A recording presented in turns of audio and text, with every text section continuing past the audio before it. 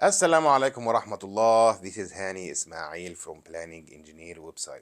In this video, I would like to talk with you about level of effort activity. The level of effort activity is of useful activity type we can use in our baseline schedule.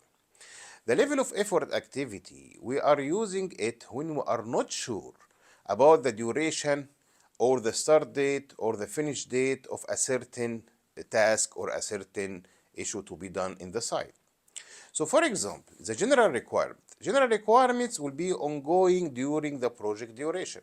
So simply we can link the general requirement activity to the first activity in the project and link the finish to the latest activity in the project, and it will be automatically the duration will come to according to these two activities.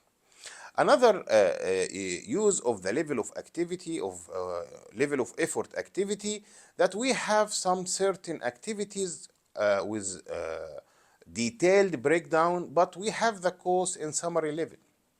So we can say form work, steel work, pouring and curing of the concrete. We can put one level of effort activity to cover all these steps and put the cost on the level of effort activity. So in my opinion, it is a useful type of activity. We can use it in order to facilitate our baseline creation, and also it will be very useful in monitoring later on. I hope you find this video useful to you. See you in the next one.